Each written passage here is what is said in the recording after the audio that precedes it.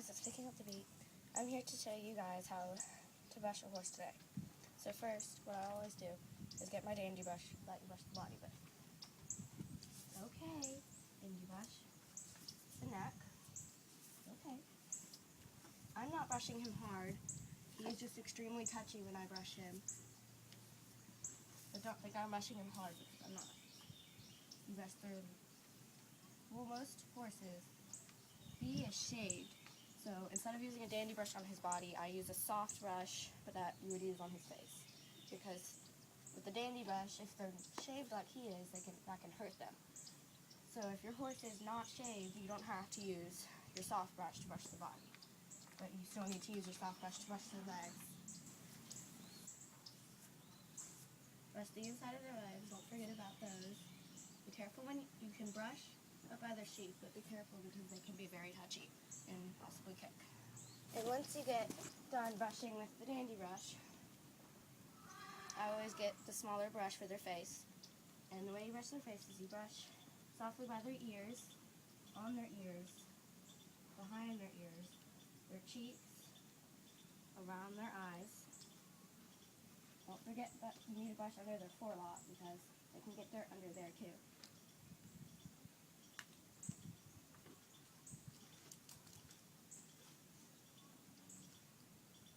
Okay. See, he's very good about his face being brushed, which is a really good thing, especially since he's very touchy about his body. So you can see him putting his ears back. That's just because he's very, very touchy around his back and his chest. So if your horse is touchy around that, it could always be he has ulcers, which he did have. We have gotten rid of those, so he is ulcer-free.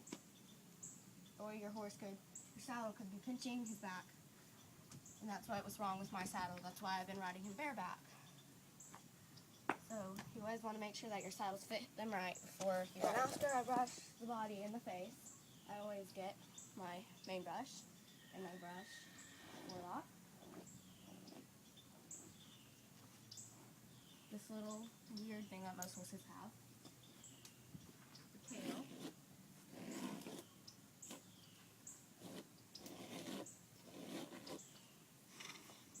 And I know you can't see me over here, but his mane is on this side, and you always want to brush their mane. Okay? Feet up. You want to run your hand. Here, I'll show you in a minute. Hold on. So when you pick out their feet, what I always do is I get the dirt out of the frog first, and then I put it on its side so I don't scratch up his hoof by going like this. I brush it on the side and get all the dirt off the side. Then I go to the other side of the frog, brush it off, and clean the other side. And once I get most of the dirt off, I always brush it off.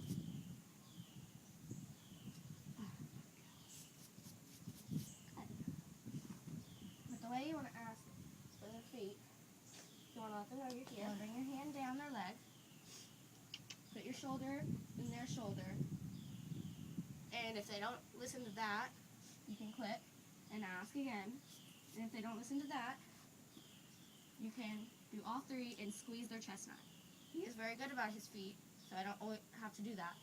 I can just put my shoulder in his and he will pick his foot up for me. With the back feet, he's going to try to pick them up for me, but you want to do the same thing. Just run your hand down, squeeze their fetlock, and hold their foot. Don't pick their foot out like this, okay? Don't do it while it's out here. You want to pull it out so it's away from the body. And you do the same thing like you do with the front hoof with this foot. I know you can't see it very well, but what I do once I'm done brushing before I tack up, I always get a paper towel and clean their nose. What you do when you clean their nose, you can either put it like this or put it around your fingers and just go inside their nose nice and soft and get all that dirt and nastiness out, okay?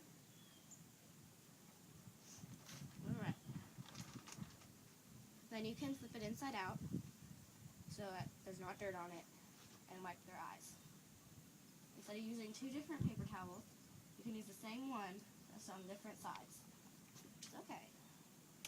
And you want to be very soft around their eyes so you don't poke them or hurt them. Okay, let's just pretend that he is wet. He's a wet boy. Let's just pretend. It's okay. I'm going to show you how to sweat scrape. Even though he's dry, you will do the same thing if he is wet. You want to take it on this side that is thin. That is more sharp, but it's not going to be sharp, but it's more thin. And what you do is you want to take this side and brush it down. You want to make sure that you get them down here too, on their chest, shoulder. And if you want to do their legs, if their legs are wet, you can go very softly down their legs. You have to do all around. You have to push a little harder on their back. Push it this around. I'm not doing it really hard because he's not wet. But you want to get their belly. Their belly drips a lot, so you need to make sure you get that really good. You can always sweat scrape his withers and his back very softly down to his croup. And then you can sweat scrape his butt. I want to go over the parts of the horse that I know. I know quite a few. So I want to just go over that. So when I say like croup, you guys might not know what that means. So I'll show you where that is and what it is. So I'm going to start at the head and I'm going to go down to the end of his body. This is the nose, as you guys all know. The nostrils are right here. The muzzle is this area down to here. Their eyes. Their whiskers are feelers. So you do have to cut them for shows and stuff, but you need to keep in mind that they are feelers for the horses. So you need to make sure you don't cut them too short. This is their forelock. Their ears. You know what those are for.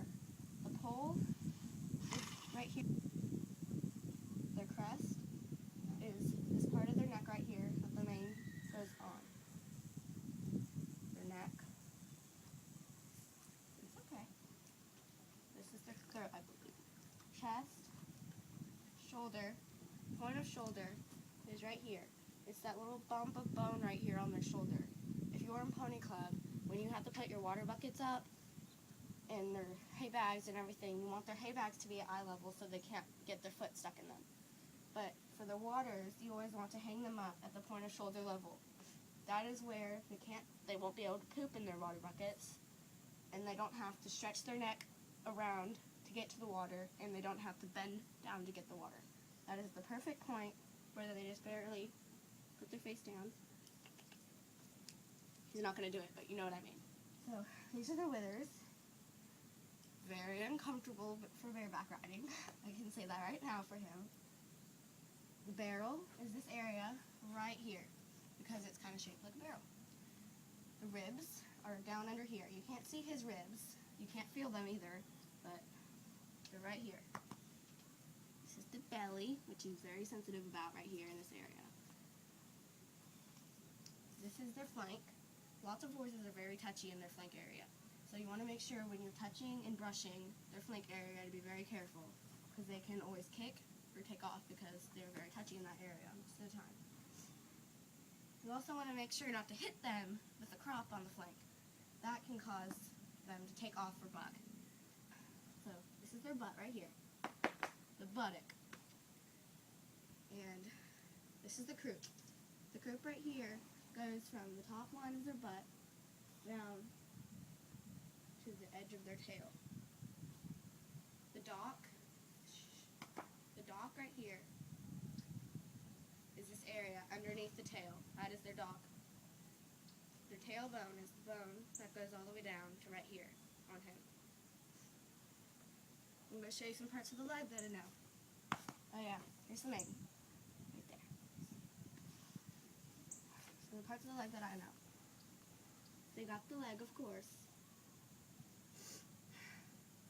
This is their fetlock right here. I always get their fetlocks and pasterns mixed up, but I think I've finally gotten them now. Because now I know this is the fetlock right here. It's that little ball right here, right here. And then their pastern is know if you can see it any better, but their pastern is where this orange fur is. It's orange from the arenas. I don't think he has a problem. Okay. Well, while I have it split up, I'll show you 3 parts of the hoof. You got the bulbs of heels in this area right here. It can't twist your legs to fit on the seat, but you got the frog. That's that little triangular shape part in their hoof that you clean around. You got the sole. That's just the flat part of their hoof around the frog. And then, so that's some parts of the hoof. The pastern, their knee, in the back of their leg, is actually right here. This is their knee. It's very weird, but yeah, this is their knee. Stifle. Gaskin is right back here. The hock is this right here. And then you got your fell-up pastern. So there's a lot of parts of the horse that you can learn. I did not name all the ones I know, but I named most of them. He has markings, if you notice. A lot of people think he's a paint because of his markings, but he is really an Appaloosa. He has some speckles around his flank area and on his butt, but that's pretty much it. And then he has some right here on his belly. But the markings that he has the bald face. That's the white face that is bigger than a blaze. That goes, places can also go over their eyes and around. But a whole white face would be their whole head is white. Then he has 4 white stockings. Stockings are different than socks. So a sock would be down here and below. Well, down here to here would be a sock. So he has 4. It looks like he has a sock right here, but it actually goes up here on this side. So he does have 4 white stockings. As you can see, they almost go all the way up his leg on the back. But I believe it's called a cornet. A cornet is what Blue has on his back leg. It's where it's just barely on the fur right here. Okay? You're such a good boy. Geldings have sheaths. Most of you guys know what that is. But for those of you who have mares, you might not know what sheaths are. Sheaths are right here. And if you have a gelding, you need to clean their sheaths regularly because they can get very, very dirty. And if they can get very infected from that, and that can be very painful, causing bladder infections and stuff like that. So you want to make sure that you clean that very regularly. And also their teeth. You're so cute. Well, he's going to smile and show you guys his really dirty teeth. Smile. Okay. Can you see his teeth? Alright, let me take that off. Okay, so his teeth are pretty dirty, but don't be alarmed that they are like that. Horses can't brush their teeth regularly like we can, so they are going to get dirty. But for fun, you can always brush their teeth. I've done it once with him, and it's actually pretty fun. So you can always brush their teeth. It won't do much because they're made to be like this. But you always want to make sure that you get their teeth floated at least once a year, or once every 2 years, because if they don't, they can get overgrown, and that will cause them to be very mouth sore. They can get ulcers in their mouths, and if you ride them, they won't want to accept the bit, and that can be very painful for them if you put the bit in their mouth with those big teeth. And the way they float teeth is they get like a toothbrush pretty much, but it grinds down their teeth. So it does not cause them any pain. They can be sore, but it doesn't cause them any pain. So what they do is they grind them down so they aren't very sharp. And if they get too sharp, they can get hooks in the back of their mouth, and that can really be painful. You always want to make sure that you keep those very nice. Alright guys, I'm going to show you how he smiles. I know everybody likes to see that because he's so cute. Don't run away. I'll be right back. Stay there. He might follow me into the feed room, don't worry. Or he might go in his stall, or he's going to go eat the hay over here. Okay, he's just eating the hay, don't worry.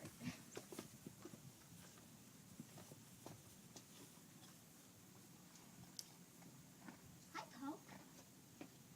Hi, Pokers. All right, come here. Come here, little man. Come here. He's very focused on the food. Come on.